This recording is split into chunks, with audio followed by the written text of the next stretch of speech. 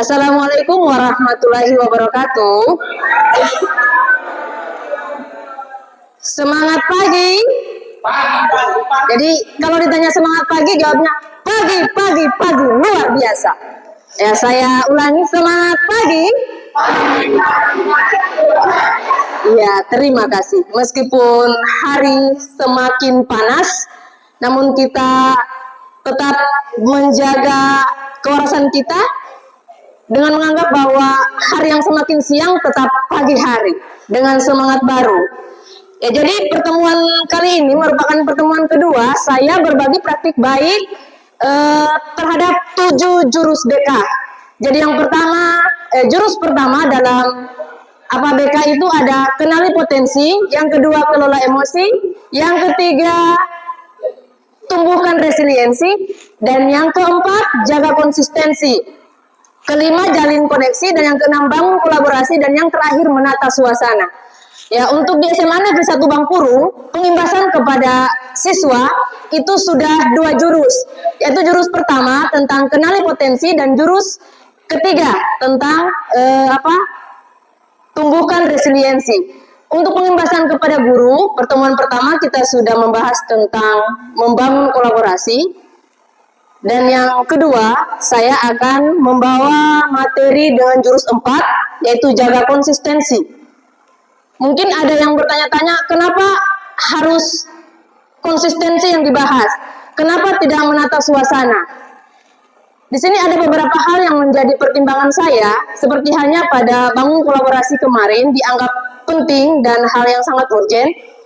Dan yang jaga konsistensi juga merupakan salah satu hal penting. Mengapa demikian? Karena kita biasanya sebagai pendidik, sebagai sesuatu yang dicontoh oleh anak-anak, kadang-kala kita lupa akan hal tersebut. Jadi sama tekniknya seperti yang kemarin, bahwa saya menggunakan teknik ARKA.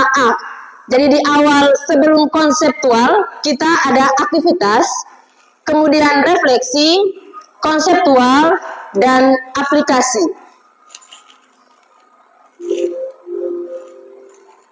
Ya, jadi di sini ada aktivitas yang kita lakukan. Di situ kita bermain buka kepalan tangan. Jadi saya minta setiap dari kita silakan berpasangan. Berpasangan. Ya. Berpasangan dan saling mendekat. Ibu Siti boleh mendekat sama Ibu Haja.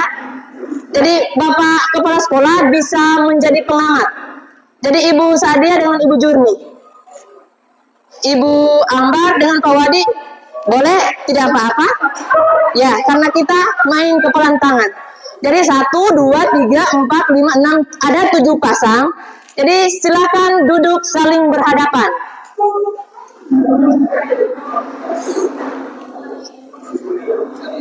Jadi pertama-tama kita lakukan suit dulu, suit. Untuk menentukan siapa yang menang dan siapa yang kalah.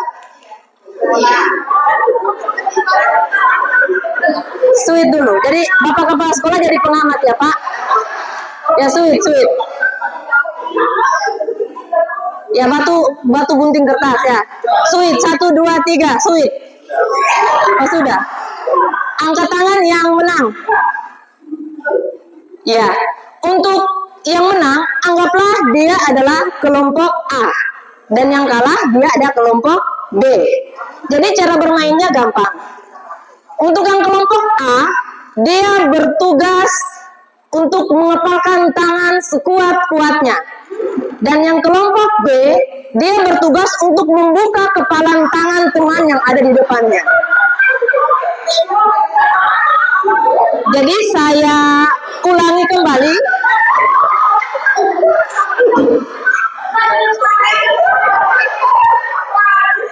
Atau tukaran, Pak Wadi dengan Pak Kecek, baru Ibu Ambar yang jadi pengamat, biar sama-sama. Soalnya Ibu Ambar sudah mulai menyerah, tetapi dia tidak bisa buka tangannya Pak Wadi. Ya, jadi kalau tidak apa-apa, jadi saya ulangi cara kerjanya. Yang A bertugas mengepalkan tangan sekuat-kuatnya, dan yang B bertugas untuk membuka kepalan tangan si A. 1. Jadi, iya, satu. satu tangan saja. Ya, yang menang. Ya, jadi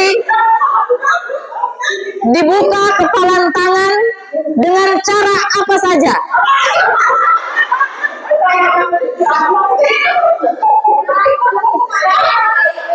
Ya, silakan dimulai.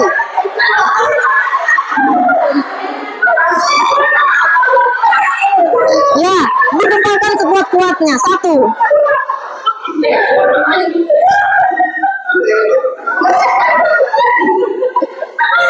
Dibuka dengan cara apa saja, terserah.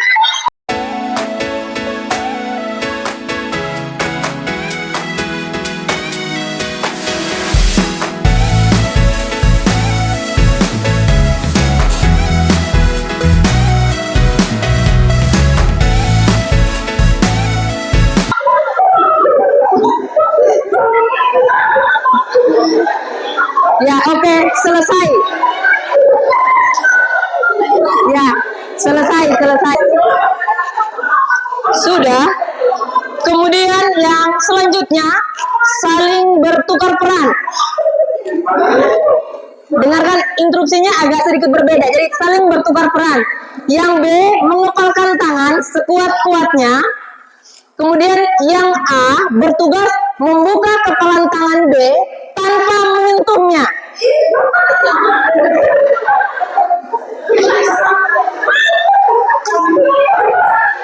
Ya, jadi tugasnya begini. Si B mengepalkan tangan sekuat-kuatnya dan si A membuka kepalan tangan si B tanpa menyentuhnya.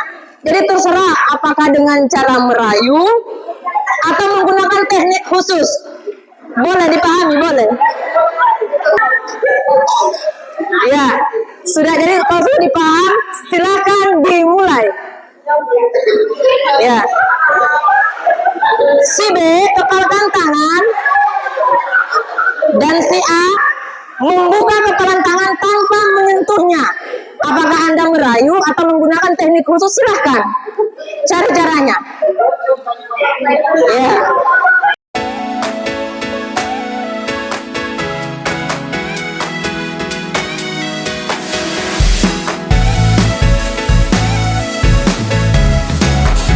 Waktunya selesai.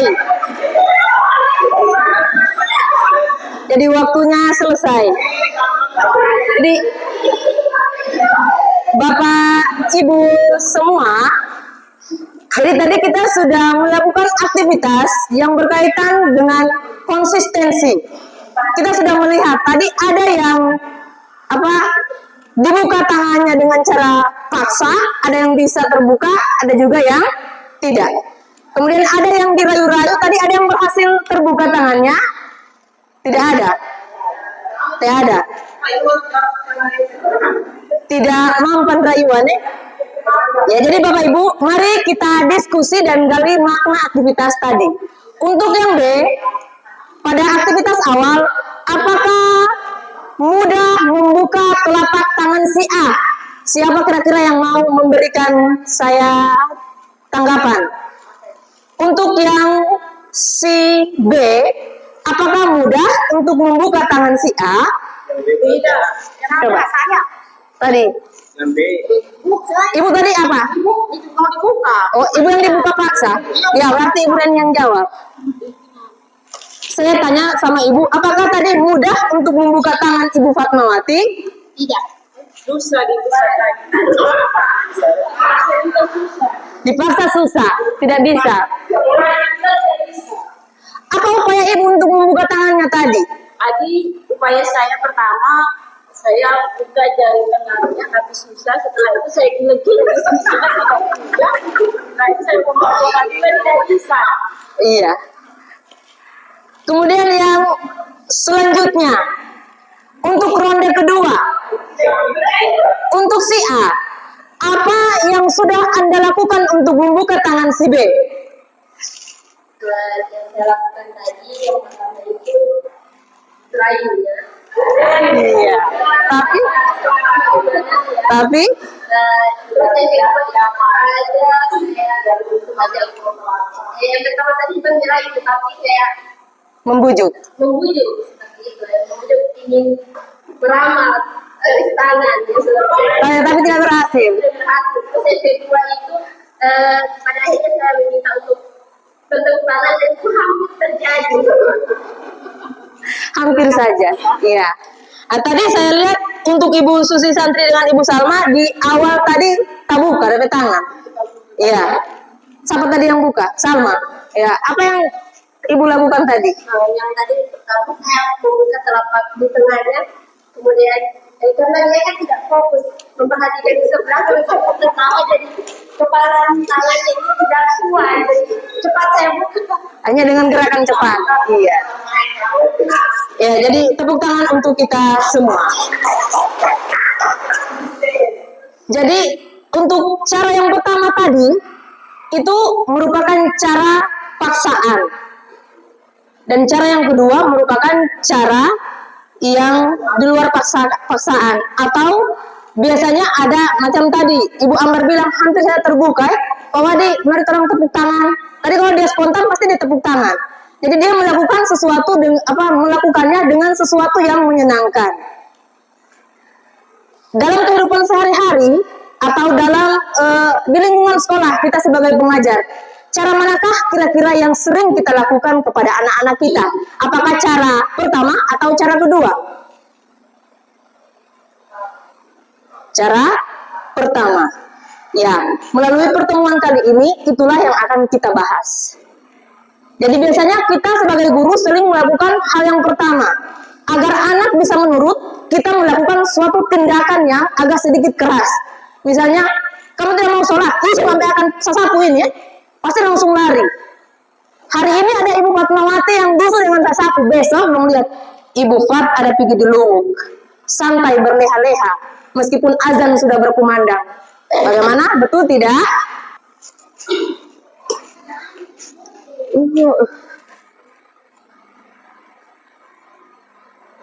Iya. Di sini kita melihat bahwa kesadaran versus paksaan. Mengapa ada pertanyaan, mengapa kita tidak suka dipaksa atau diperintah? Atau mengapa anak-anak itu tidak suka dipaksa atau disuruh-suruh?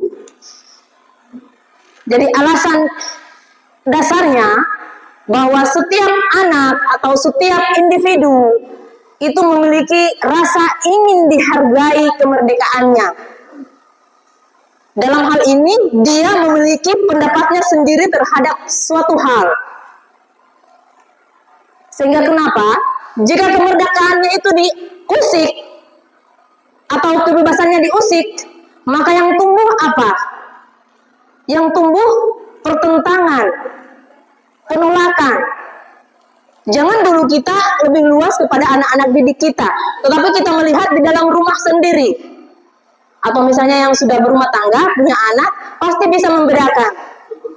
Mana anak yang dengan sukarela melaksanakan sesuatu, dan anak yang nanti nanti dipaksa, nanti disuruh, nanti dimarah. Ada anak yang tahu bahwa, oh ini sudah sore, so pulang, mandi, siap-siap untuk pergi ke masjid. Ada anak yang orang tuanya nanti berteriak-teriak, pulang, so maghrib, mandi, mau ngaji, mau sembahyang. Jadi dua hal itu pun ketika kita menerapkan dalam dunia pendidikan, maka itu akan berefek yang sangat berbeda. Anak yang sadar dan anak yang dipaksa itu efeknya akan sangat berbeda. Contohnya di sini ada peringatan ketika kita sedang berkendara, sudah ada peringatan hati-hati, jangan lihat kiri. Apa yang biasanya kita lakukan? Iya, tetap melihat ke kiri. Itu yang kebanyakan terjadi. Hati-hati. Padahal sudah ada peringatan. Siapa tahu di kiri di situ ada gondoruo, so dikasih hati-hati tapi orang lihat. Antara tak kaget, jadi akhir jatuh di motor. Itu ada yang di konten-konten itu ada kas, baru nanti dilarang melihat. Iya, Nah, itu iya, jadi dilarang, tapi dilarang melihat. pakai itu Mengapa demikian? Kira-kira kenapa meskipun kita sudah tahu bahwa itu ada suatu larangan, tetapi kita masih melakukannya? Apa yang terjadi? Ternyata ketika dilakukan penelitian bahwa di otak kita itu ada yang namanya radar anti persuasi. Jadi hal ini akan berlaku, akan aktif dan muncul reaktansi atau reaksi resistensi di dalam otak yang mengakibatkan apa? Perintah akan diabaikan dan larangan menjadi sebuah rekomendasi.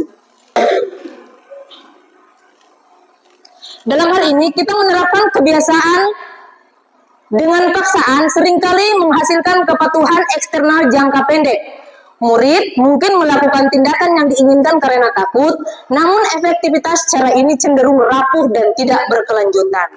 Nah, jadi kemudian sebaliknya, ketika kita menanamkan kebiasaan dengan kesadaran, melibatkan pemahaman, penerimaan, dan keinginan internal untuk melakukan tindakan tersebut, ketika individu sadar akan manfaat, tujuan, nilai dari suatu kebiasaan, mereka akan lebih termotivasi untuk mengadopsinya dan mempertahankannya. Nah, dalam hal ini, melibatkan refleksi diri, pemahaman, pilihan yang dibuat secara otonom, dan efektivitasnya tumbuh dari kesadaran yang jauh lebih kuat dan berkelanjutan karena didorong oleh motivasi intrinsik dan selaras dengan nilai-nilai pribadi.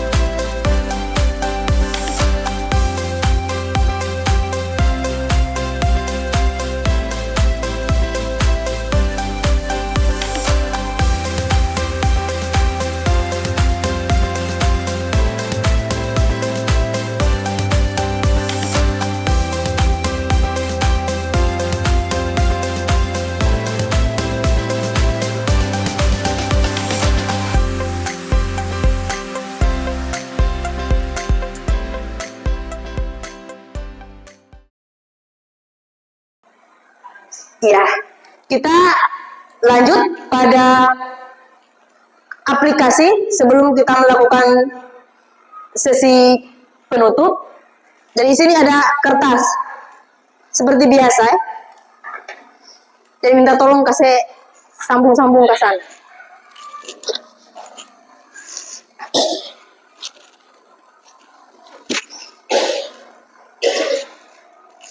Jadi konsistensi bukan berarti kita hanya melakukannya misalnya dalam kurun waktu 1 minggu, 2 minggu. Tetapi hal ini dilaksanakan secara terus-menerus. Dari generasi ke generasi. Misalnya kita mulai melakukan pembiasaan dari kelas 10 ini. Sampai kelas 11 harus dengan pembiasaan yang sama sampai dengan kelas 12. Sehingga itu akan muncul sebuah konsistensi di dalam diri setiap individu. Jadi di sini aplikasinya, perintahnya, buatlah rencana dalam 7 hari ke depan tentang kebiasaan baik yang harus dilakukan siswa kita sejak mereka datang ke sekolah sampai dengan pulang sekolah di luar jam pelajaran. Bisa? Bisa Bapak Ibu? Jadi kita buat perencanaan selama 7 hari ke depan.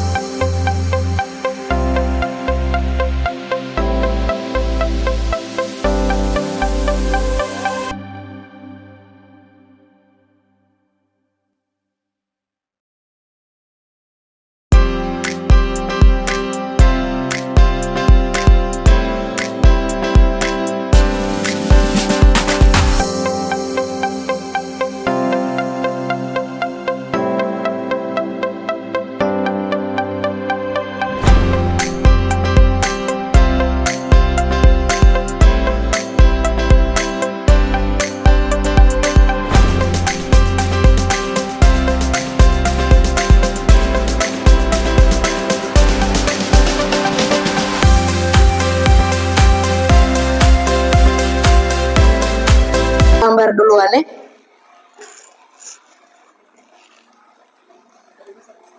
Cepat apa?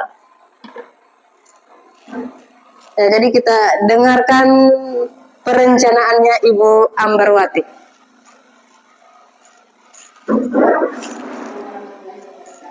Waalaikumsalam warahmatullahi wabarakatuh.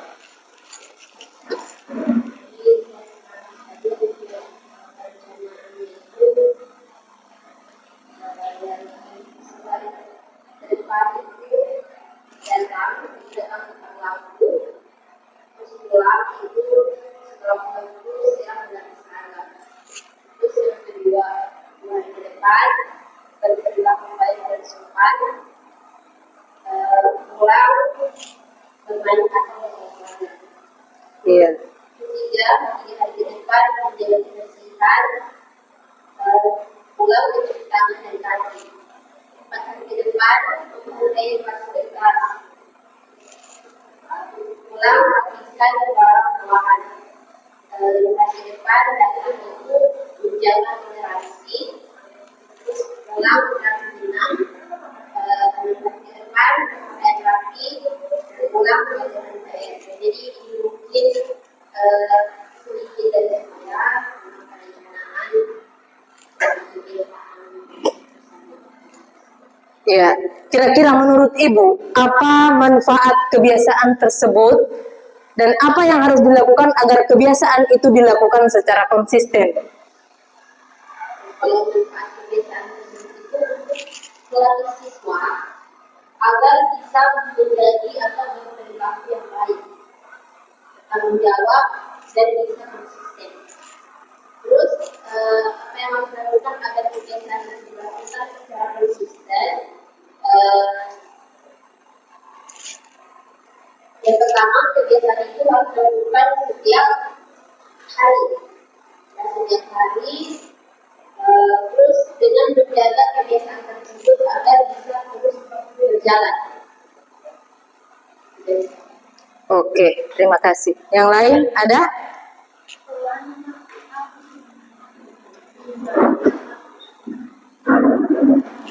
Terima kasih.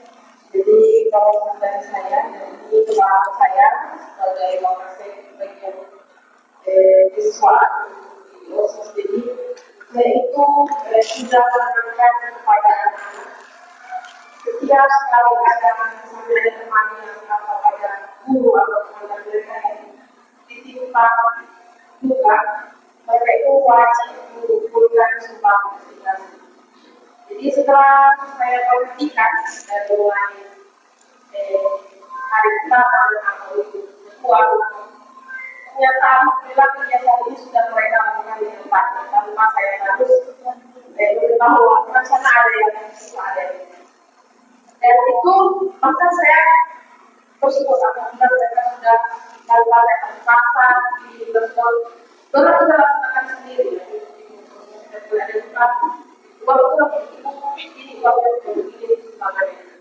Jadi saya rasa ketika kebiasaan itu sering dan tidak bosan kita sampaikan kepada mereka, pasti mereka akan terbiasa melakukan kegiatan tersebut. Asalkan itu sudah menjadi tanggung jawab mereka. Itu adalah tugas dan tanggung jawab mereka. Intinya mereka itu harus sudah tahu bahwa tanggung jawab saya misalnya di seksi ini sebagai ini. Kalau dari saya di proses seperti ini. Ya, menurut pandangan Ibu, apa manfaat yang dirasakan dengan kebiasaan itu? Alhamdulillah manfaatnya membantu teman mereka dan mereka juga sadar bahwa ternyata saat mereka misalnya tertimpa juga kemudian teman-teman tidak, kemudian tiba-tiba mereka hanya tertimpa juga, mereka itu merupakan manfaat ada dari teman mereka yang memberikan seperti ini. Oke, terima kasih. Jadi kita kasih kesempatan untuk Ibu Fat karena hari ini berhubung baru bergabung juga ya.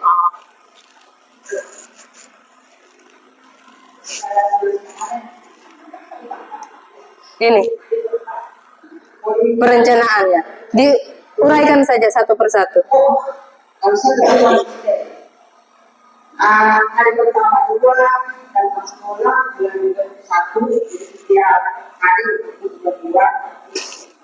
Pertama satu hari ke depan.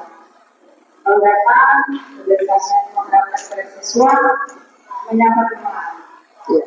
Dan bersalaman dengan berpikir atau mulai jadi itu kebiasaan. Karena kita menerapkan 5S. Yang kedua, memungut sampah. Ketika kita temui yang kita tanpa di situ, itu jadi kebiasaan yang kita.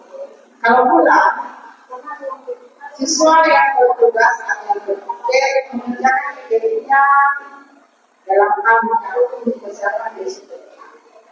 Jadi kebiasaan itu. Yang kedua, mengajak teman yang melewati sebagai yang pakaian beserta gurunya menyerahkan di dalam kelas. Jadi setiap kebiasaan tidak ada di alangkah baiknya kalau kebiasaan sendiri untuk pulang mengecek barang pribadi teman yang masih tertinggal dalam kelas untuk diamankan di ruang guru. Jadi ada rasa berempati juga. Jadi dia menggunakan negaranya untuk berpartisipasi dalam keamanan dan teman.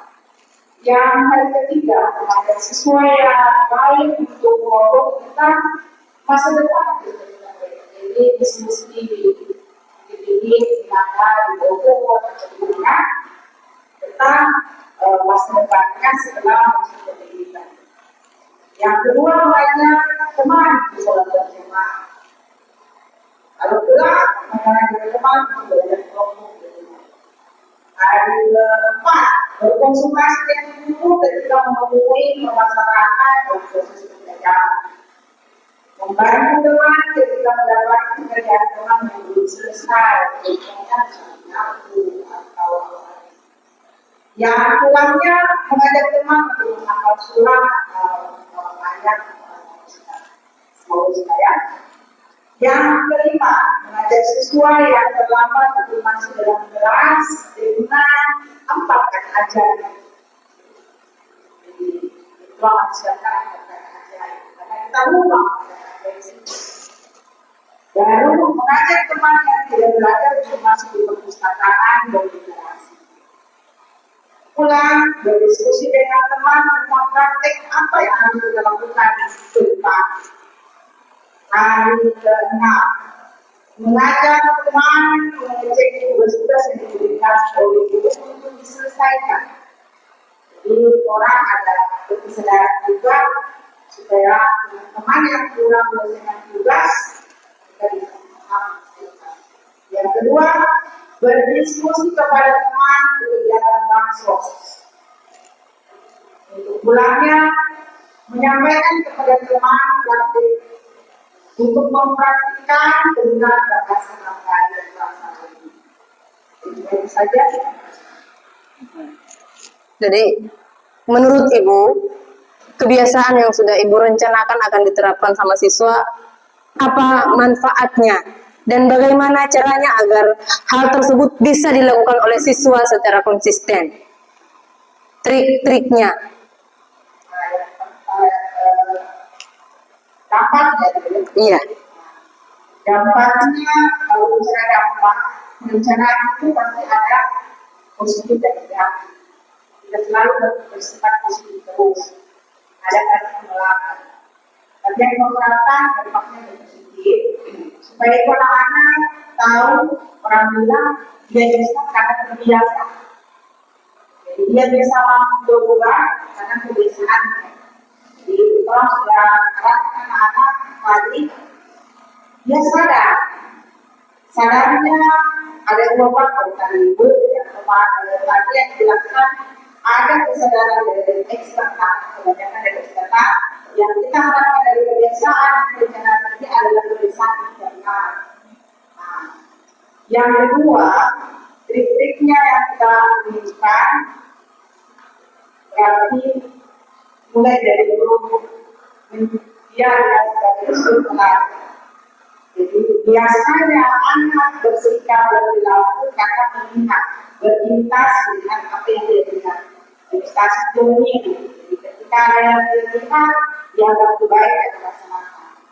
Nah, jadi orang sebagai struktural harus menggunakan juga kebiasaan-kebiasaan ini bukan berlaku pada anak, bisa berlaku pada guru juga.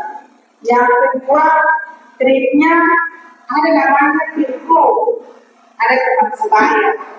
Jadi untuk mengajar kegiatan ini bukan hanya satu orang, harus ada teman, ada filko, ada kelompok sebaya. Jadi itu bisa membantu mereka untuk pembiasaan. Dan yang terakhir kita berkolaborasi siswa, guru dan semuanya. Karena kalau tidak berkolaborasi dengan sistem yang konsisten susah. Contoh tadi, kalau ada saya berarti bisa seorang, kalau tidak ada tidak. Kita harus sama-sama satu kata. Kalau kita dan suruh mereka latih terserah dan kasih hasil dari ya. Nah, kalau misalnya sampai dapat tegur, jadi anak-anak tadi sekarang hari ini anak-anak untuk perhatian yang untuk dipuji, perhatian yang dihargai, perhatiannya memang dia kurang selesai. Jadi mereka itu perhatian, tapi kita jangan sekitar membandingkan dengan hal dan seterusnya. Perhatian itu banyak. Bisa. Iya, terima kasih. Masih ada lagi? Iya. Jadi saya mengajarkan berkaitan dengan konsistensi. Yang saya lakukan itu kadang-kadang ada 6 hal ke depan. Jadi yang saya lakukan itu hal yang sama dalam 6 hari. Apakah saya bisa menjadi sesuatu yang konsisten? Nah setelah itu baru kita lakukan memberikan aktivitas lainnya setelah menjadi konsisten dengan hal itu. Jadi berkaitan dengan konsisten dari hari pertama sampai hari ke-6 saya akan melihat saya membuat dia membaca buku sebelum masuk kelas. Nah, itu pada saat setelah dia pulang, dia mencari buku untuk dia baca besok. Itu dia lakukan selama 6 hari. Apakah dia bisa konsisten atau tidak? Iya, terima kasih. Jadi ini pembahasannya sangat menarik. Jadi yang dimaksudkan kita kan membahas tentang konsisten. Jadi kita melihat apakah satu kebiasaan kecil itu bisa dilakukan secara bertahap demi tahap, ataukah dia akan hilang di tengah jalan. Tapi kalau kebiasaan itu hilang di tengah jalan, maka itu tidak dikatakan dengan konsisten. Nah, maka dari tadi, benar apa yang dikatakan sama Pak Irfanto bahwa hari pertama, saya akan mengajak siswa untuk membaca buku. Ketika datang, sebelum masuk ke dalam kelas misalnya. Dan ketika pulang, saya akan mengajak siswa untuk mengambil buku berikutnya yang untuk dibaca pada hari esok. Dan itu dilakukan secara terus-menerus. Apakah dia per satu bait, satu lembar misalnya, sampai buku itu habis. Kemudian hal ini akan berlanjut sampai pada tahap yang berikutnya. Sehingga nanti akan menimbulkan perasaan berkesadaran di dalam dirinya bahwa membaca itu ternyata sangat menarik. Membaca itu ternyata memiliki banyak manfaat. Salah satunya dia memiliki banyak pengetahuan. Dia lebih tahu dibandingkan dengan teman-teman yang lainnya misalnya. Kemudian hal tersebut menjadi sebuah kebiasaan di dalam dirinya. Yang disebut tadi, maka akan muncullah kebiasaan yang konsisten. Jadi sama dengan istilah tadi, 1 hari sehelai benang, sampai 1 tahun bisa menghasilkan 1 lembar kain yang berkualitas. Jadi kita mulai dari hal-hal yang kecil dan semoga hal-hal kecil yang kita tanamkan kepada anak didik kita kemudian berkembang menjadi sebuah kebiasaan yang konsisten.